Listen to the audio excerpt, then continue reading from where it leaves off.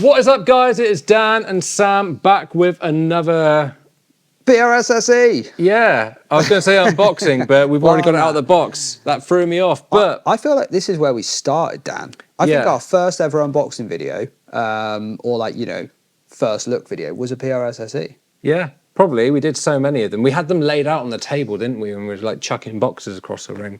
True story. Now we've ditched the table and we've just gone basic stools. Yeah. But yeah, this is a guitar that I've been looking forward to getting my grubby mitts on because I've had the USA version of it. It was my main gigging guitar for a while. And they've released an SE version. Unveil it, Sam. Yeah, I've been excited for this because a very similar guitar to this we had in, you know, maybe a couple of months ago for the first time. This is, of course, the PRS SE NF53. That looks exactly like my core line version of it. What is the difference? Because the scratch plate's different, isn't it? Because your pickups were like flush mounted and stuff, right? Scratch plate was,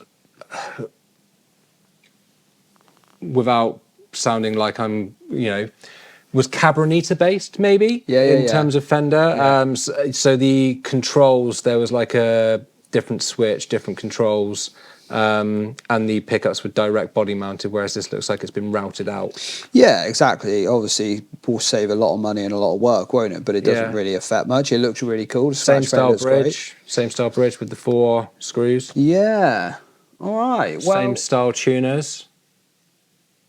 Which I know they look great. Yeah, I know when you see these tuners in photos, a lot of people just say, "Oh, they look horrible," but in the flesh, they just suit the guitar. They do suit the guitar, and to be honest, they are just better for tuning. Yeah, they do feel better. You have more leverage. Don't feel like you're cranking it. Like, they just are nice. All right, I'll tell you what. This is actually we whipped this out earlier for a couple of minutes just to make sure everything was good before we did this video, and I formed an opinion on it pretty quickly. Yeah, but I'm not gonna lie. Now we've actually played through a few different guitars. This is feeling a little bit better than I first thought, actually. But anyway, highlights to me straight away are the finish is actually lush, isn't it? Yeah. It's really nice. Yeah, it's a high gloss finish on it, poly finish on these, I think, whereas the American ones have got nitro. This is just beautifully done. The back plate looks great in black as well. Like, that's really cool. And it's such a clean look, not having the string through body. Yeah. The carves on it are really nice, the little belly carve. It's really softened edges. This is not... Obviously, one of the benefits that I noticed straight away, even playing your NF53, is like when I sit around playing my Telecaster for recording, you get back up and you need to go to the hospital to have your arm repaired because obviously you've just cut it on the edge of the binding or something if you've got a deluxe or whatever, a custom, sorry, where this has got the nice little Strat contour. Yeah. So your arm just sits there lovely. It's very comfortable. Something to mention there as well, because you mentioned about it not being through body stringing, is it's actually got a different style bridge where you still have to put the strings down inside and lock them in. So you've still got the angle of through body stringing, but for a top loaded bridge. Yeah, that's really cool. I never knew that. But yeah, it's awesome. So our guess is it's got the same pickups in it as the NF3. They're labelled as PRS S, you know, narrow field S. These say deep dish. These say treble and bass on some listings, but then the NF3 doesn't. It just says the pickup name. Yeah, I can't imagine. I mean, maybe they are different, but either way, they're certainly fairly similar looking. They look very similar to the ones that were in my core line model as well. Which, full disclosure, I actually got rid of my core line model because I heard that these were so good that I was like, why am I selling this really expensive guitar when they brought out something that looks exactly the same? Yeah. That everyone, I mean, maybe I've not played it yet, so maybe I'll be wrong in what I've done, but the birds are nice. Yeah. The neck shape is big, but it's not. Sometimes we'll get a Fender custom shop telly in and we'll be like, whoa, yeah, this is big. This is not quite in whoa territory, but it's definitely, you know. supposed to be a 53 style neck. So she's shapely. She's a shapely girl, that's for sure. There's a bit going on there. But it's cool. Let's plug it in, right? I'm going to waffle otherwise. Let's plug it in, see what it sounds like. What should we do? Dial in some cleans first? Yeah, let's go rich, clean tone. Oh, let's see what I got. I'm just assuming it's in tune, actually. All right, so let's go for a little bit of a neck.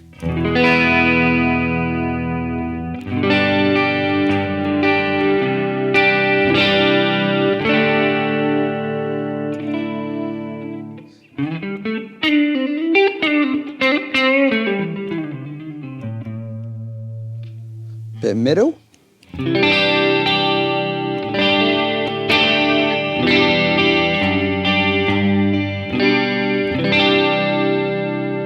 Nice. Bit more brightness to it. Yeah. Bridge.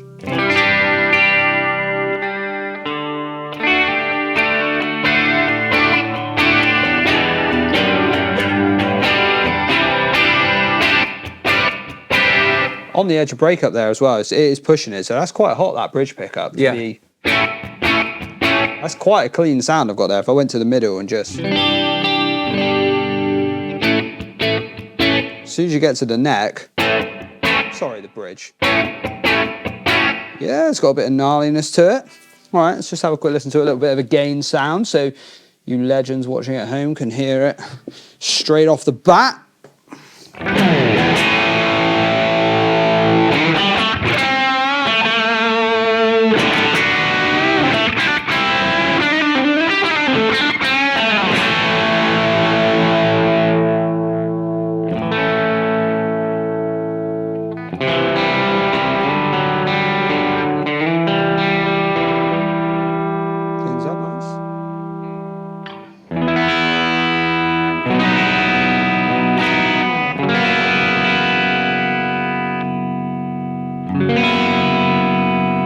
Cleans up really well. I'll tell you what, it's got to be, this is a weird thing to comment on, right? But the knob feels amazing. Like, the control, I was playing my Telecaster last night in a rehearsal, and I noticed that the pot is it's got a lot of friction. Yeah. But then on top of that, the actual knob itself is like a sort of gnarled metal one, and it was very hard to adjust finally. This is beautiful. It's notched plastic, and it's so smooth. It's like got enough friction, but like if you wanted to go, oh, I want to put it on number 4 about here, like because you know it cleans up nice there, it's no trouble.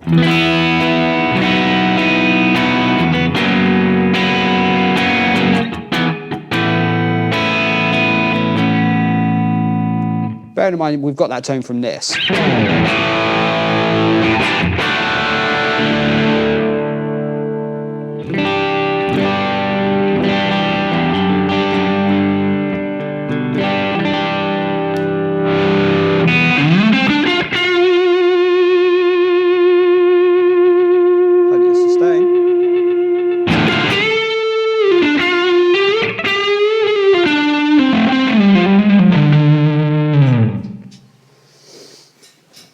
Perfect segue.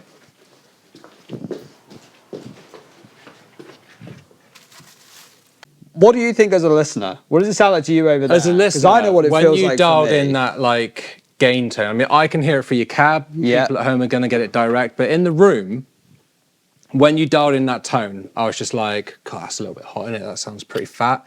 And then you were like, oh, let's see how well this cleans up. And I thought, we'll see. And that cleaned up beautifully. That was yeah. I've got this thing where I say about like dialing in like a dual tone, where I love the idea, like we obviously live in a very spoilt world where Sam's going through his Kemper. I've got my Fractal here with all the buttons and all the stars. So like there's all kinds of things at the like at our disposal. Yeah. But I love dialing in like a dual tone, where you can just kind of get anything, so that if you like wander away from your pedal board or something happens that you just like can't change, that you can just go, you know what, I'm going to settle on this like one channel. This isn't my preset, but this is an orange amp. Just that kind of thing where you can just go, right, I'm away, I'm off on the other side of the stage, right.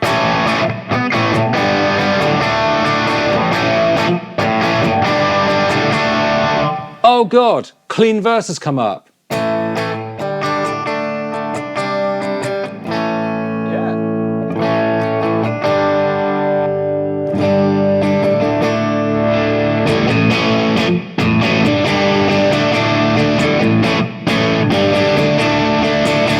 Just straight away, the fact that like you can get that big dynamic tone out of those pickups, just like rolling off. And you're right, that does feel really nice. It's really, honestly, I prejudged this when I first had a little play of it getting out of the case, and I was a bit wrong. It's a little bit better than what I first thought. Yeah. I think it probably has sat around in a warehouse or being traveling to the UK, and it could do a fresh set of strings. Yeah. And it might bring it to life even more, because I felt it was a touch dull at first, but actually it's pretty nice. It's pretty nice. I will say one of the big differences I noticed straight away, this might just be because of the finish. This neck does not feel the same as the neck on the Coreline model. It doesn't feel... This feels bigger. It feels more rounded. Oh, do you think? Yeah, it feels more rounded and bigger to me, but it could just be a trick of the mind because the USA version has got a gloss neck and this has got a satin neck, so it could just be that playing tricks on me. But this feels like a... Bear in mind, I'd only played yours a handful of times, but I felt it was fairly similar. But I do agree with you about like the gloss neck. It was glossy but not sticky. Yeah, and it did have a slick feel to it, where that is very dry. Yeah, the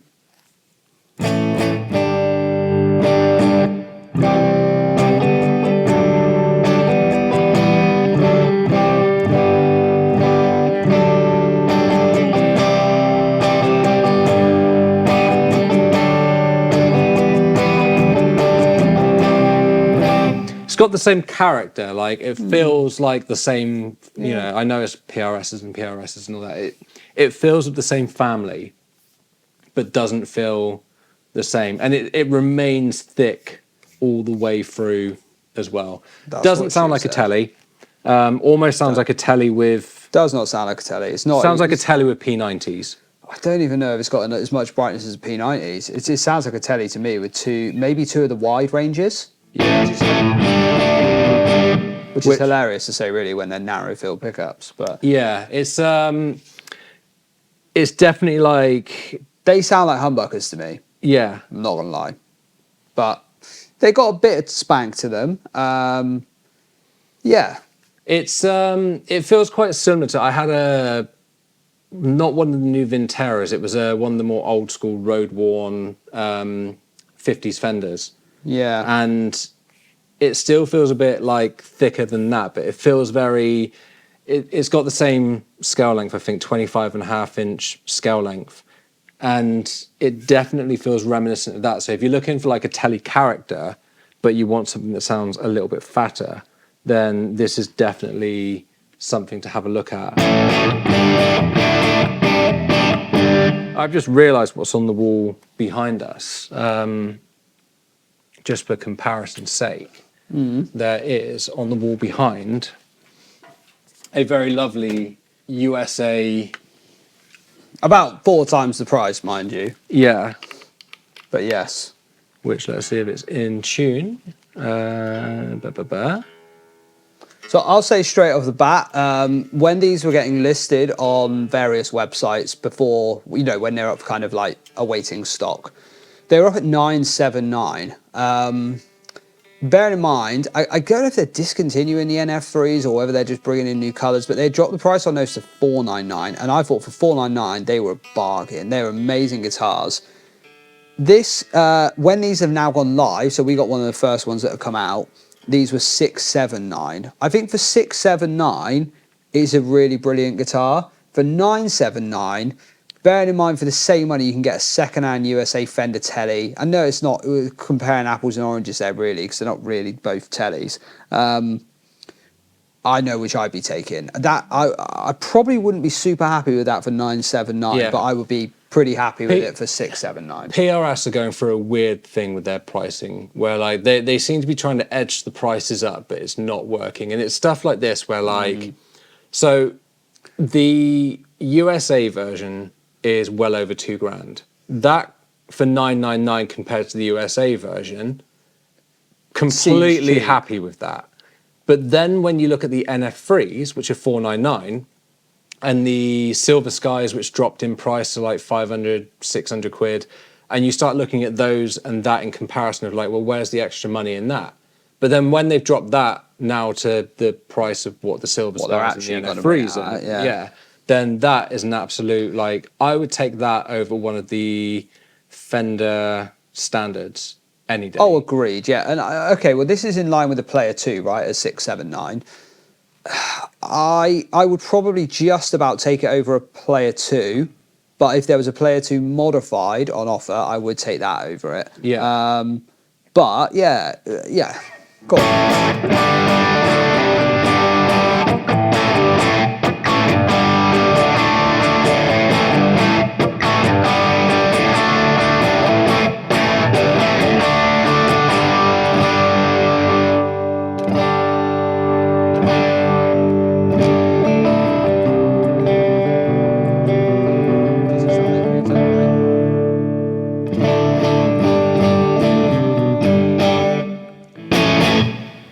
These feel like they're higher output to me, and they don't clean up anywhere near as nicely as that did. Yeah, it's hard to tell. It's hard to tell. Definitely saying something when this is like 3 times the price second hand as what that is new. Yeah.